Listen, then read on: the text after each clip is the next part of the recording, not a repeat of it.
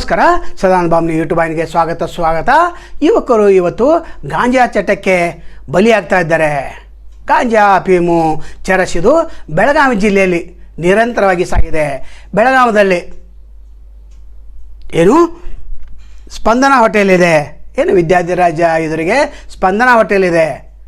ಆ ಸ್ಪಂದನ ಏನು ಹಾಸ್ಪಿಟಲ್ ಏನಿದೆ ಅದರ ಬದಿಗೆ ಒಂದು ಮಹಿಳೆ ಮೇಲೆ 3 ಜನ ಮಹಿಳೆಯರು ಗಾಂಜಾವನ್ನು ಮಾರ್ತಾ ಇದ್ದಾರೆ. ಮಾಳಮಾರುತಿ ಪೊಲೀಸ್ ಅಧಿಕಾರಿಗಳು ಇದನ್ನು ಗಮನಿಸಬೇಕಾಗ್ತದೆ.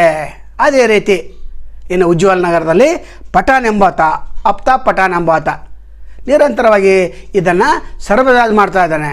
ಏನು ವಿದ್ಯಾಧಿರಾಜ್ ಎದುರಿಗೆ ಏನಿದೆ ಅಲ್ಲಿ JNMC ಹುಡುಗರು ಕೂಡ ಗಾಂಜಾವನ್ನು ಕೊಂಡುಕೊಳ್ತಾ ಇದ್ದಾರೆ. ಮಾಳಮಾರುತಿ ಏನು ಸಿಗ್ತಾ ಇದ್ದಾರೆ, ಭಾಳ ಸ್ಟ್ರಿಕ್ಟ್ ಇದ್ದಾರೆ. ಆದರೆ ಇವರು ಇಲ್ಲಿ ಗಮನಿಸಬೇಕು, ಮೇಲಿಂದ ಮೇಲೆ ರೇಡ್ ಮಾಡ್ತಾ ಇದ್ದಾರೆ. ಆದರೆ ಮತ್ತೆ ಇಲ್ಲಿ ಪ್ರಾರಂಭ ಆಗ್ತದೆ. ನಂತರ ಬೆಳಗಾವಿ ಜಿಲ್ಲೆಯಲ್ಲಿ ಕೂಡ ಅನೇಕ ಕಡೆಗಳಲ್ಲಿ ಈ ಗಾಂಜಾ ಮಾರಾಟ ಹೆಚ್ಚಾಗಿ ನಡೀತಾ ಇದೆ. ಕೇದ್ನೂರದಲ್ಲಿ ಕೂಡ ಅನೇಕ ಭಾಗಗಳಲ್ಲಿ ನಡೀತಾ ಇದೆ. ಕಂಗ್ರಾಳಿ ಬಿಕೆ ಏನು ಕೆರೆ ಇದೆ ಆ ಕೆರೆ ಮೇಲೆ ನಡೀತಾ ಇದೆ. ನಂತರ ಅಂಕಲಿಗೆಯಲ್ಲಿ ಏನು ಪ್ರಕಾಶ್ ಊರ್ಬನಟ್ಟಿ ಅನ್ನುವಂಥ ಹುಡುಗನ ಕಡೆ 10 ರಿಂದ 15 ಜನರ ಗ್ಯಾಂಗ್ ಇದೆ.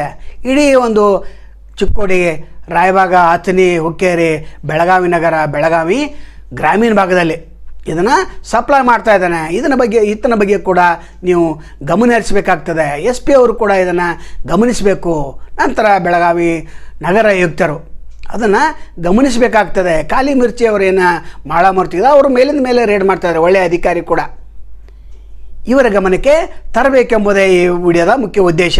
ಇವರು ಯಾವ ರೀತಿ ಕ್ರಮ ಕೈಗೊಳ್ತಾರೆ ಕಾದು ನೋಡಬೇಕು. ಕಾಕ್ತಿ ಪೊಲೀಸ್ ಸ್ಟೇಷನ್ ವ್ಯಾಪ್ತಿಯಲ್ಲಿ ಕೂಡ ಅನೇಕ ಹಳ್ಳಿಗಳಲ್ಲಿ ಇದು ನಿರಂತರವಾಗಿ ನಡೀತಿದೆ. ಕೇದ್ನೂರಕ್ಕೆ ಕಾಕ್ತಿ ಶಿಪೆ ಏನಾದರೂ ಹೋಗಿ ನೋಡಿ ಏನು ಮಾಡಿದರು, ಅನೇಕ ಕಡೆ ಹೋಗಿ ಬರ್ತಾ ಇದ್ದಾರೆ. ಆದರೆ ಯಾವುದೇ ಕ್ರಮ ಕೈಗೊಳ್ತಾ ಇಲ್ಲ.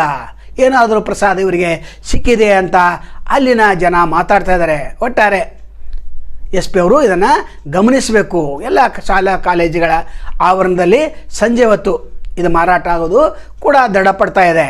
ಒಟ್ಟಾರೆ ಯುವಕರು ಈ ದುಶ್ಚಟದಿಂದ ಹೊರಗಿಡಿಸಬೇಕಾದ್ರೆ ಇಂಥ ಸಮಾಜಘಾತು ಶಕ್ತಿಗಳನ್ನು ಬಂಧಿಸಬೇಕಾಗ್ತದೆ. ನಾಳೆ ಮತ್ತು ತಮ್ಮನ್ನು ಭೇಟಿಯಾಗ್ತೇವೆ. ಅಲ್ಲಿವರೆಗೆ ಎಲ್ಲಿ ಶುಭಾಗಲಿ. ನಮಸ್ಕಾರ.